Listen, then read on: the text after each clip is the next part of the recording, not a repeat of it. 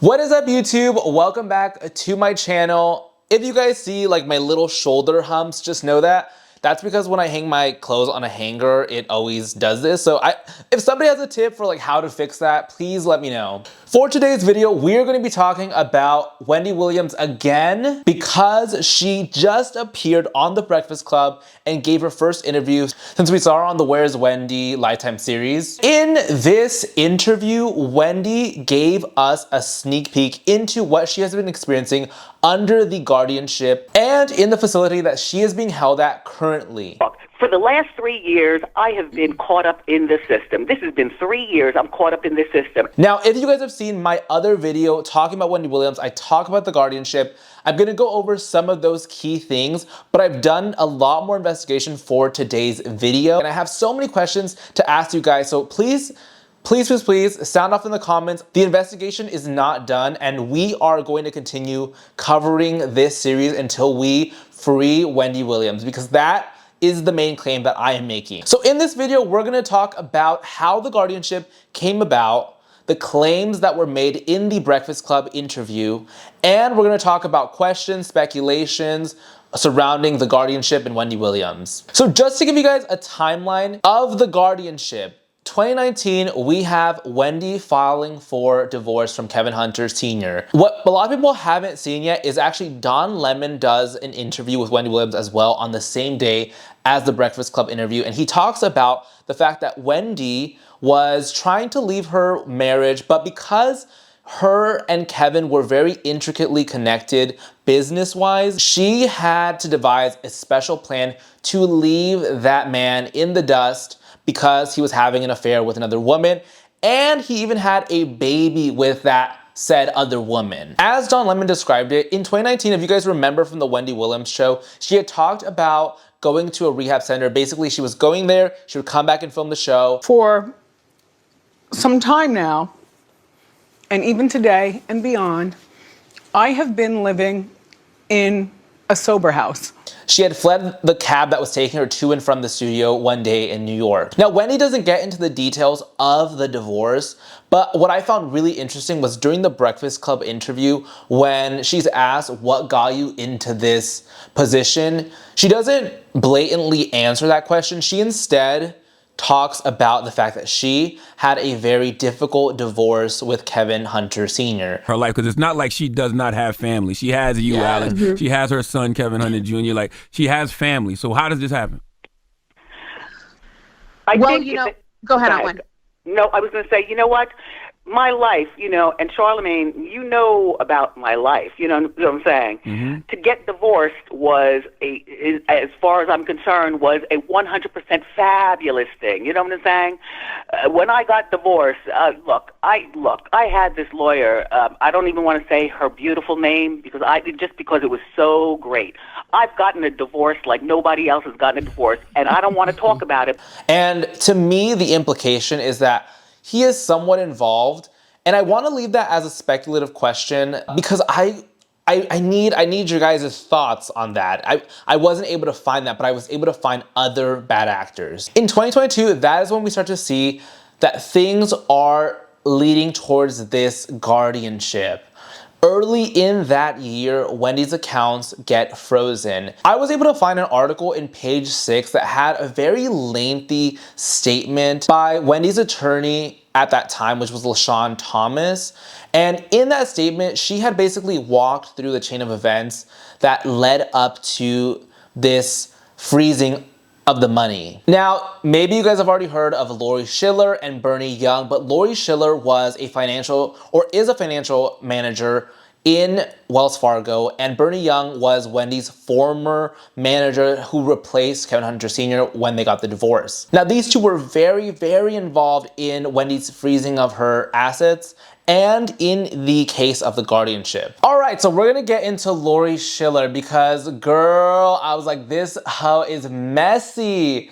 I was like, she is definitely up to something. In 2022, Wendy's son was living in a Miami apartment, and at that time, he was basically making payments for his apartment, but wanted to purchase the apartment at the end of the lease. Now, Lori Schiller had told Wendy's son that she was gonna help him with purchasing the apartment. She was gonna get him a deal where he didn't have to pay like any additional fees, and it was gonna be resolved for them. Come the end of the lease, the landlord is calling Wendy's son and is like, hey, are you gonna put down a deposit for this mortgage that you say that you want? And he's like, wait, didn't Lori Schiller put down the deposit already?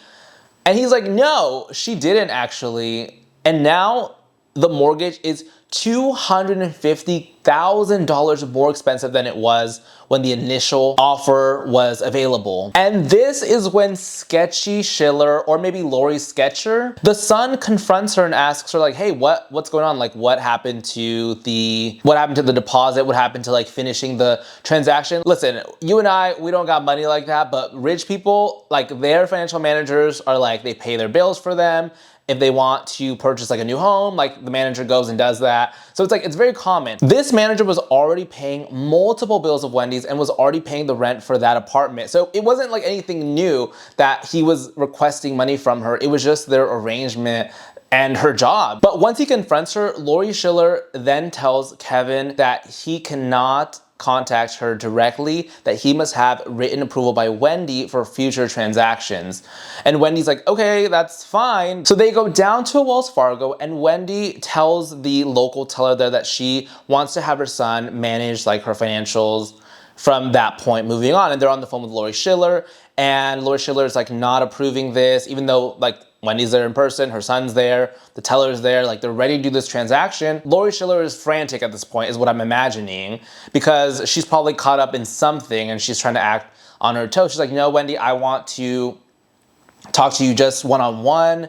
And LaShawn Thomas, who's her attorney, is like, Wendy has every right to a legal counsel. Like, why do you want to talk to her one-on-one? Eventually, they are like, okay, fine, we're not going to do this arrangement today. We're going to do it another day. We're going to meet together in Miami, and we're going to go through this. So everyone's in Miami at that point, and Lori Schiller does not show up in Miami. So if this bitch is not screaming of guilty, I don't know what to tell you guys, because I'm like, she couldn't have thought of anything. She couldn't have thought of anything. In my opinion, she, in that moment or shortly before that, did something. She fumbled the deal. She used the money for something. Again, she's managing all the payments. You have to understand, with these kinds of financial managers, they have access to your banking account information. They have your passwords, logins to different kinds of financial records, as pervasive as you can think of. It's at this point that Wells Fargo then goes and applies for a petition for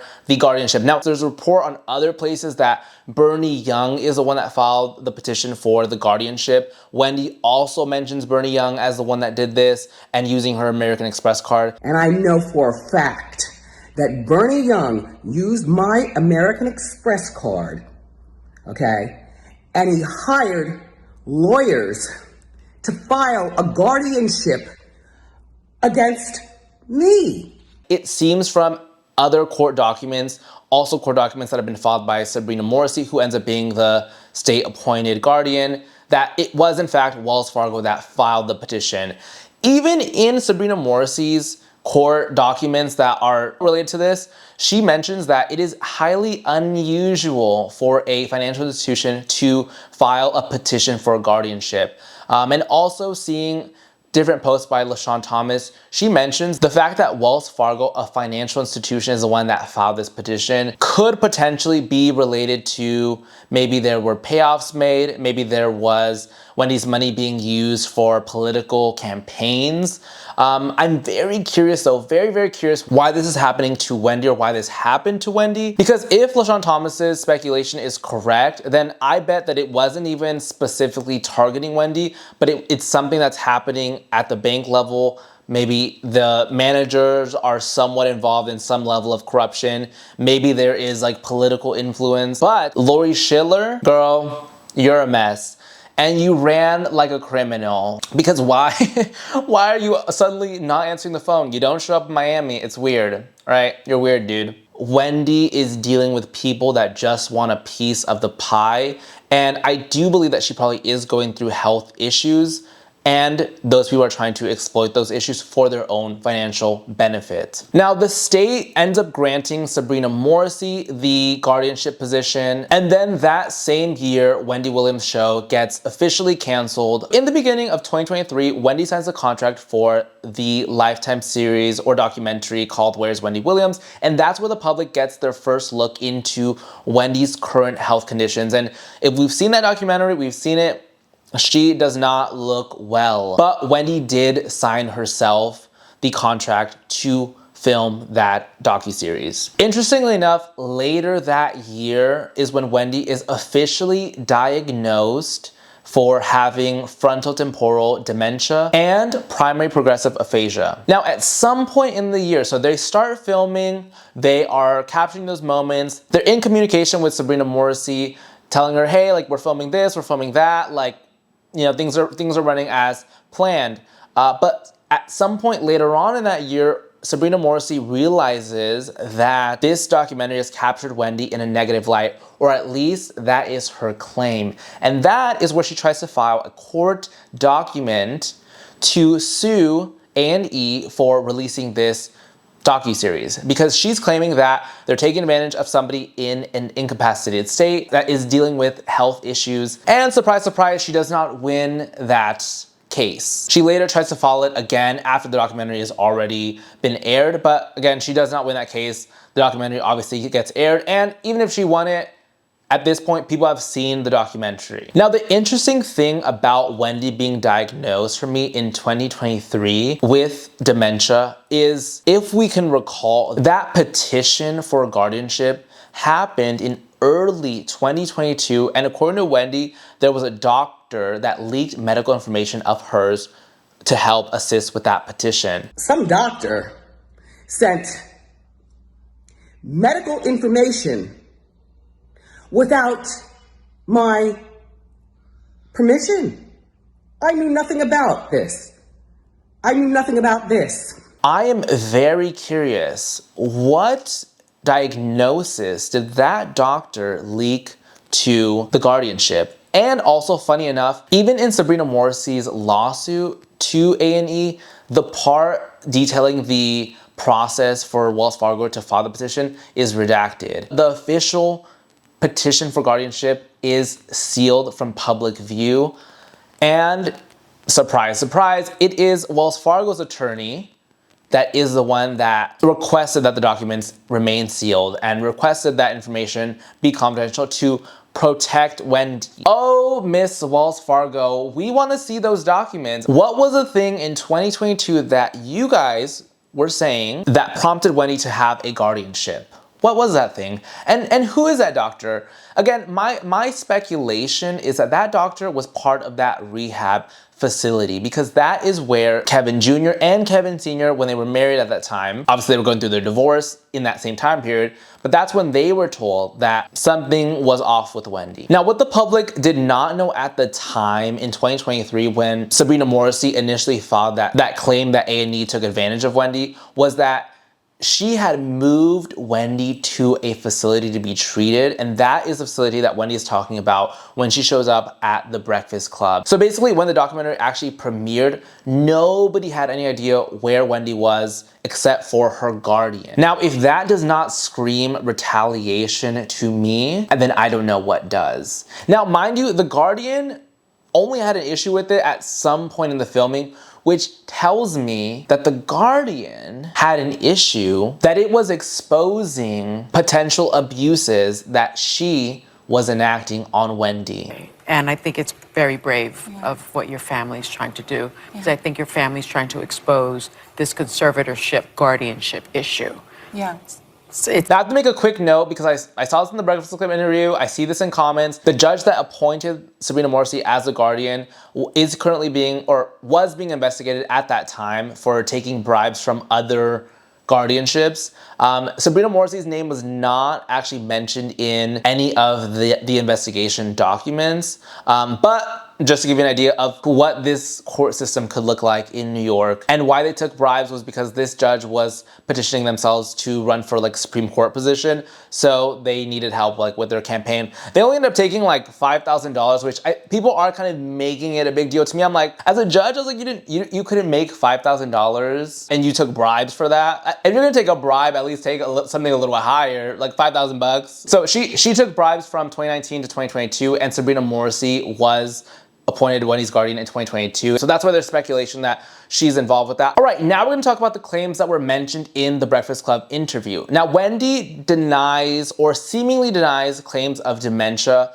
I think for me, Wendy's health is definitely a question mark because obviously we have eyes, we can see. She's not necessarily exactly as she was before, but according to Sabrina Morrissey's claims during the lawsuit where she was fighting with A&E for the Where is Wendy docuseries, she said that Wendy was permanently incapacitated, among other things, and it painted Wendy in a very specific light as though she was not able to fend for herself.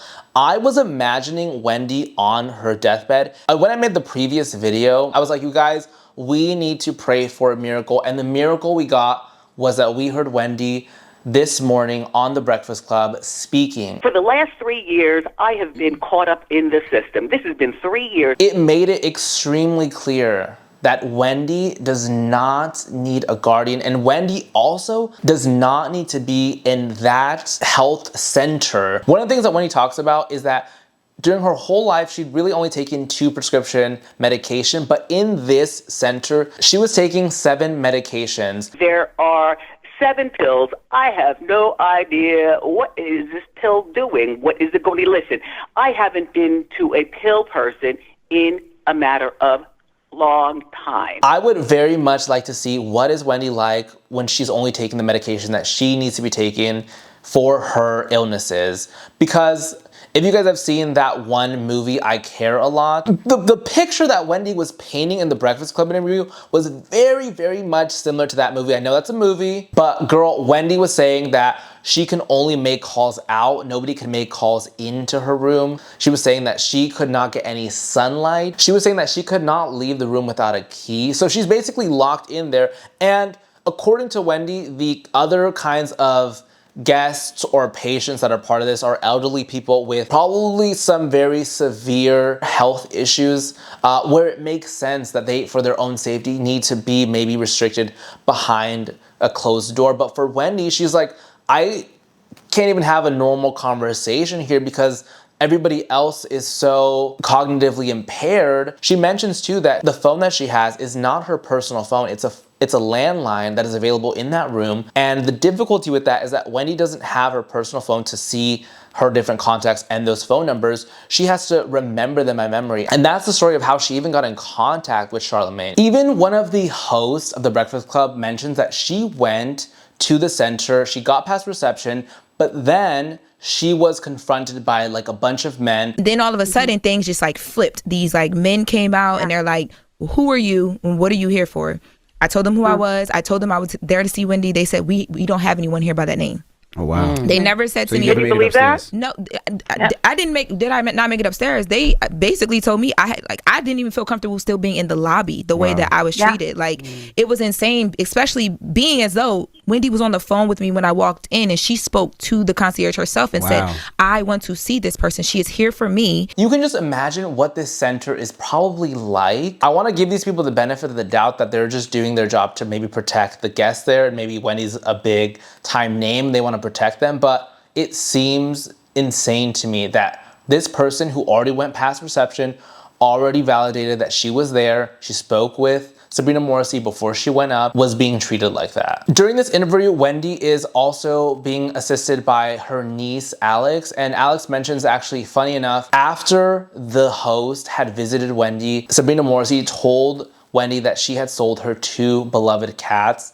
And like I said, if it does not scream of retaliation, I don't know what it screams, because clearly, Wendy received a punishment for having a host of a popular podcast to visit her. Now, Wendy is mentioning that all the reports of being incapacitated of her declining health are all coming from the Guardian. And I feel like Wendy does not want to tell the whole story yet. Even in a post-interview conversation, Charlemagne talks about the fact that there is a bigger story. He knows the bigger story, but he wants Wendy to have the chance to speak it. Now, really quickly, I want to go through some questions and speculations that I have regarding this. During that interview, Wendy's niece mentions that she has not been medically evaluated again to see if she can have her rights restored. So I think that that is honestly the first step to address the situation. Wendy needs a second medical evaluation. Even if she is undergoing certain health issues, Wendy is verbalizing what she wants. She wants to be with her family. She wants to be in Miami.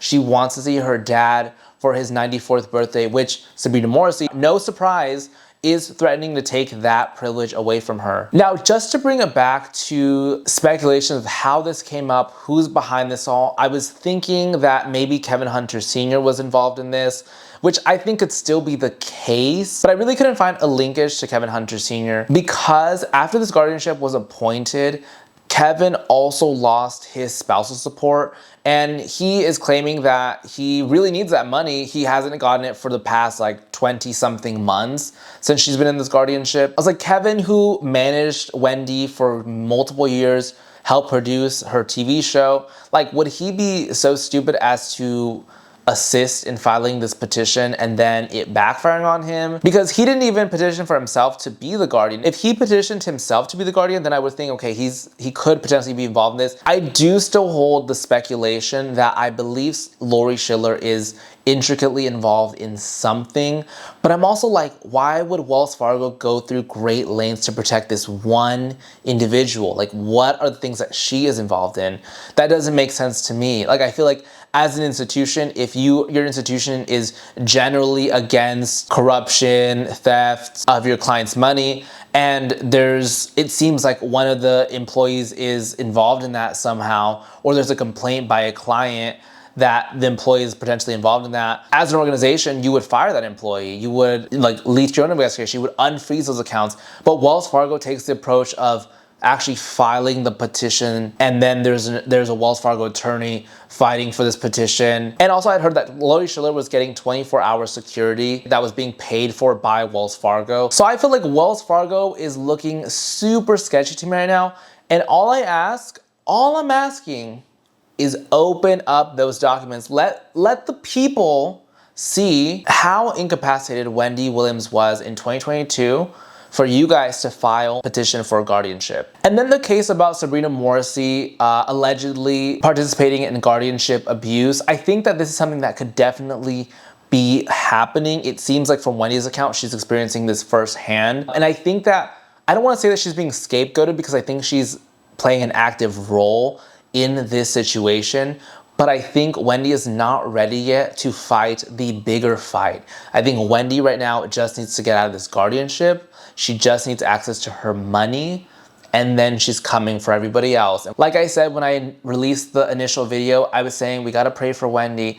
We got to continue to have her in our minds, wishing her the very best thoughts. She's gonna get out of this. We need to free Wendy. All right, you guys, thank you so much for tuning into this video. I wanna hear what are your thoughts. I know we covered a lot. I know your brains are turning with ideas. So share with me any other information that you have on this topic. This is gonna be a continuous series, I think, until Wendy is freed, because we need to bring to light what is going on here. I will catch you guys in the next video. Bye.